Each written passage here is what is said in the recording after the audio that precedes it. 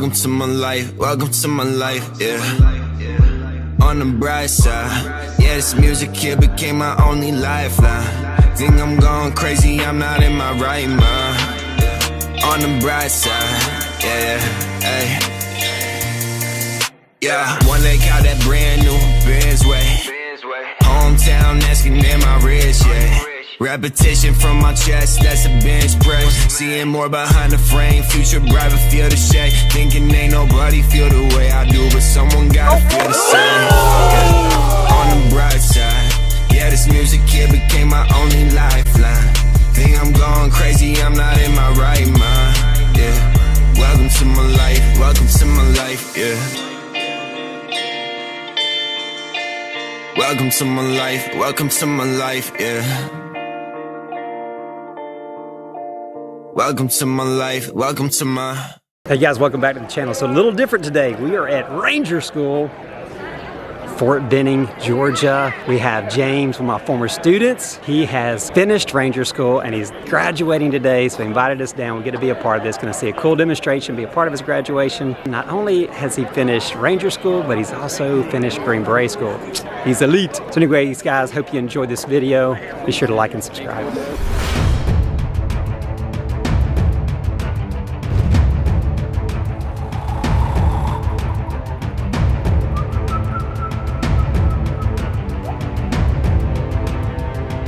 On behalf of Colonel Hammonds, the Airborne Ranger Training Brigade Commander, and Major General Buzzard, the Commanding General for Fort Moore, Georgia, I'd like to welcome you to the Hurley Hill Ranger in Action demonstration.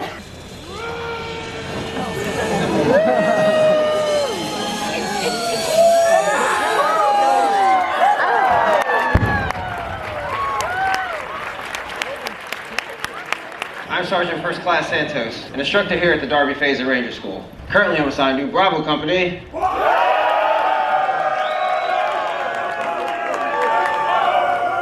4th Ranger Training Battalion. During the American colonial period, Ranger techniques and methods of operation were inherent characteristics of our frontiersmen. As early as the 1700s, these frontiersmen, commonly referred to as Rangers, were patrolling our frontier from New England to the Carolinas in defense against the Indians. Probably most famous of these early Ranger units was Rogers Rangers, organized in 1756 by Major Robert Rogers. Presently, over 400 Ranger units have been organized by such leaders as Morgan, Merrill, and Darby. Their success and gallantry in combat is legendary. In World War II, Ranger battalions operated in the Mediterranean and South Pacific and led the way onto the beaches of Normandy. During the Korean conflict, volunteers were trained right here at Fort Moore. They were organized into 18 airborne Ranger companies, 17 of which were airborne, of which 7 saw combat in the conflict, upholding the high Ranger standards of courage and daring. Airborne Ranger companies served in the Republic of Vietnam, from the Delta to the DMZ, providing long-range reconnaissance and surveillance, the eyes and ears of commanders in the field. In 1983, 1st and 2nd Ranger battalions led the way, conducting an airborne assault on the island of Grenada during Operation Urgent Fury. More recently, Ranger qualified leaders in various units throughout the Army have been vital to the successful accomplishment of Operations Desert Storm, Restore Hope in Somalia, Uphold Democracy in Haiti, Operation Enduring Freedom in Afghanistan, and Operation Iraqi Freedom. The Ranger course is 61 days in duration and is divided in 3 phases, with each phase being a separate geographical location that varies in terrain from steep rugged mountaintops to coastal swamps. The Darby Phase of Ranger School is 3 weeks in duration and is conducted by the 4th Ranger Training Battalion, followed by 3 weeks in the Blue Ridge Mountains of Dahlonega, conducted by the 5th Ranger Training Battalion, followed by 3 weeks in the swamps of Florida, located at Eglin Air Force Base, conducted by the 6th Ranger Training Battalion. The purpose of the Ranger course is to develop the leadership capabilities in confidence, competence, and combat functional skills in selected officer and non-commissioned officer volunteers in Ranger tactics and techniques, so that they, upon the completion of the Ranger course, can return to their units with the capability to conduct Ranger-type training, thus increasing the high standard of training in the United States Army and giving all infantry units the capability to conduct Ranger-type missions. The Ranger course is realistic, rugged, and to a degree hazardous. The Ranger student is taxed both physically and mentally throughout his 9 weeks of training. In summary, we feel that the Ranger course is the highest state of combat preparedness training that exists in the United States Army today. We'll now showcase some of the tactics and techniques that Rangers are taught to use. The first technique Rangers are trained to use is demolitions. Extensive demolition training enables a Ranger to attack and destroy a wide variety of objectives. And although there are several types of explosives, composition C4 is one most commonly used. As you can see, it is a white plastic explosive that can be cut or molded into any shape. Due to the pliability of this explosive, it can be used to construct a wide variety of expedient charges. Charges such as the ribbon charge. The ribbon charge is used to cut irregular shape as well as flat steel targets, such as shown here. Next, we have the shape charge. Shape charge is used against any hard surface objectives, such as a road or a vehicle. It can be readily improvised using any cone-shaped material. This one has been constructed using a number 10 can. We have created the cone shape in the C4. Notice, all the charges are dual primed to ensure positive detonation. Finally, we have the timber cutting charge. There are many ways to employ this charge. You can either have it as we do here, with the charge on one side of the tree, and the kicker charge placed further up the tree, or you can cut a section of the tree, placing the C4 into the cut. Once again, place the kicker charge higher up on the tree to ensure direction of fall. You can simply encircle the entire tree with something like a ribbon charge. Charges are primed using the modernized demolition igniter, most commonly referred to as MDI. Ladies and gentlemen, if you focus your attention to the far side of the pond, you will see a connex, which flexing your charge can be used to blow the doors open. You will also witness the detonation of some of these other expedient charges.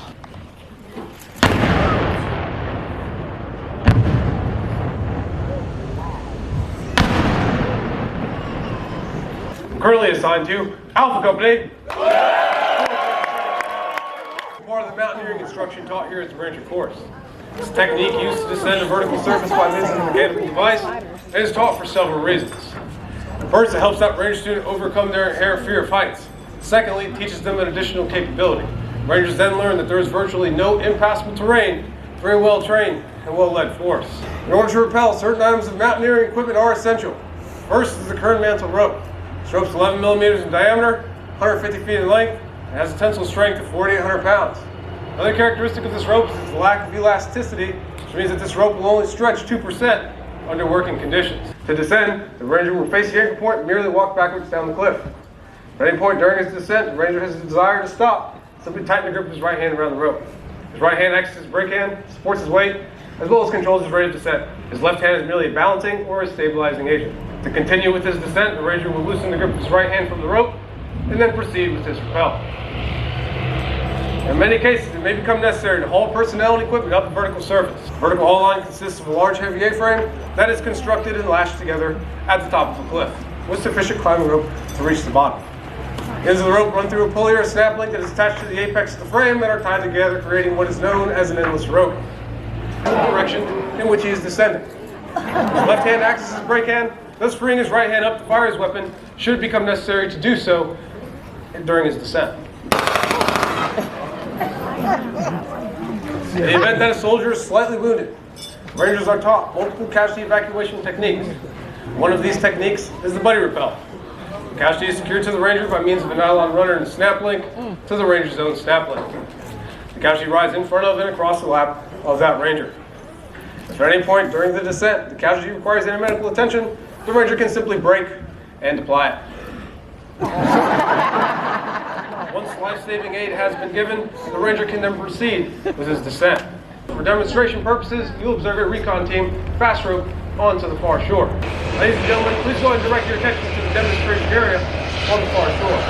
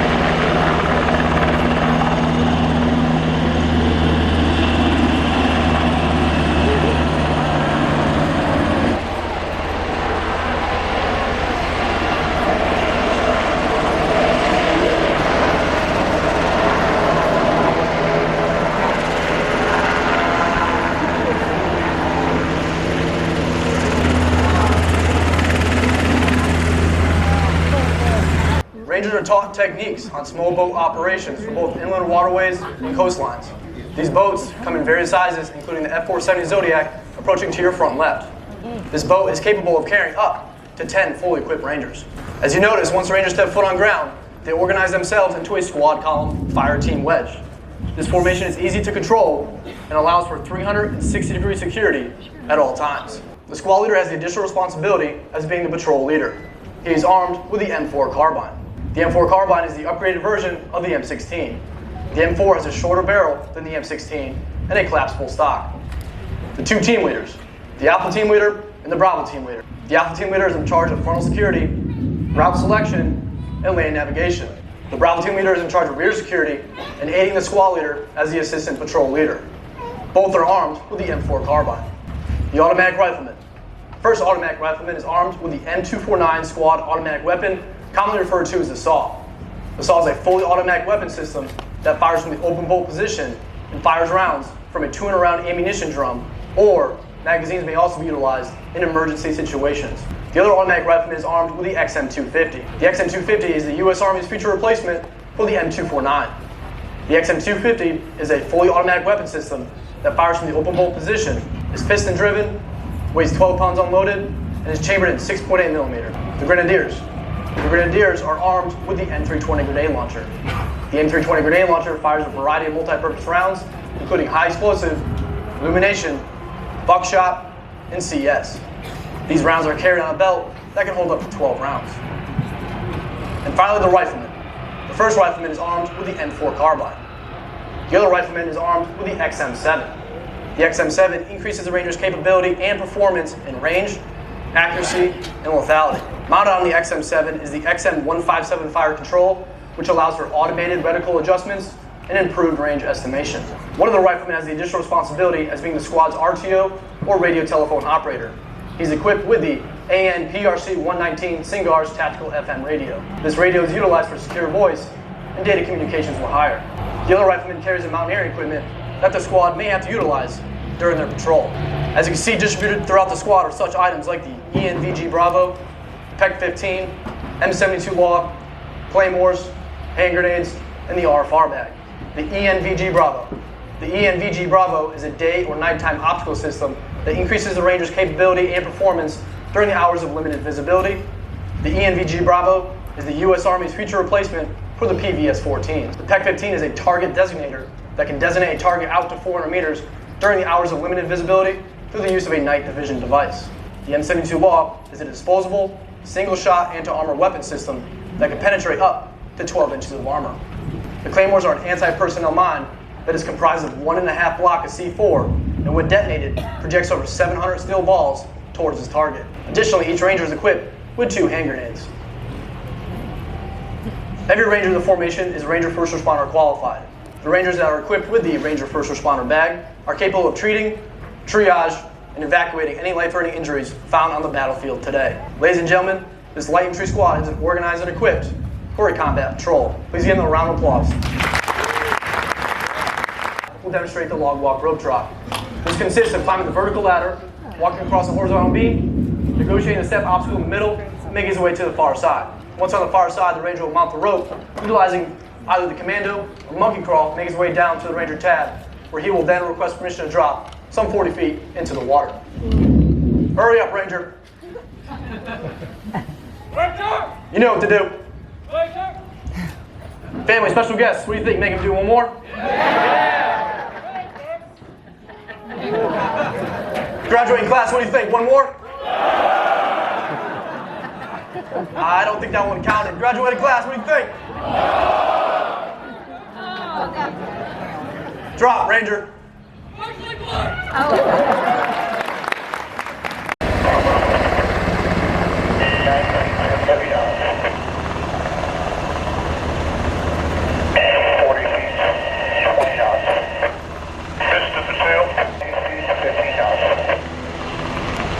Ours is the knowledge of hand-to-hand combat and the confidence and aggressiveness to fight hand-to-hand. The Ranger is able to attack and defeat their opponent. In combat, our Rangers are often faced with complex situations in which the enemy may be difficult to recognize. Imagine a team of Rangers conducting a combat patrol in enemy territory when they encounter a suspicious individual who appears unarmed, but becomes hostile. On the ground! On the ground! Do it now! Hurry up!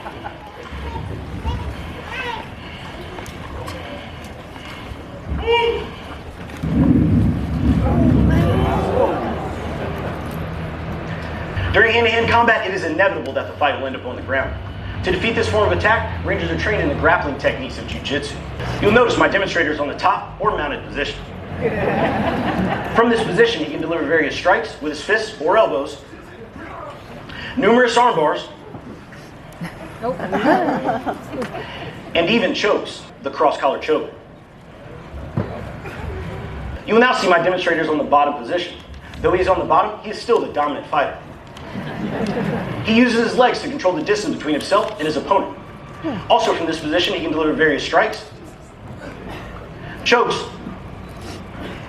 and even arm bars.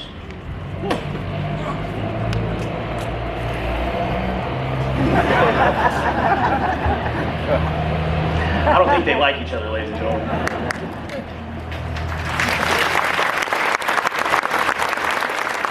Throughout the Ranger course, we also teach a series of holds, throws, and takedowns. The right hip throw. The double leg takedown. The front leg takedown. As you can see, this leaves my demonstrator in a very vulnerable position.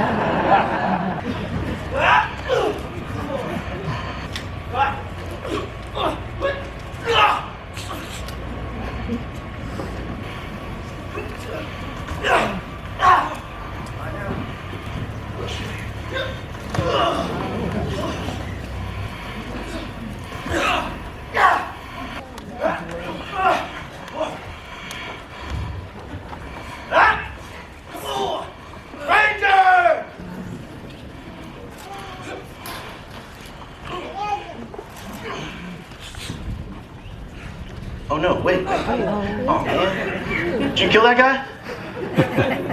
I was just starting to like him.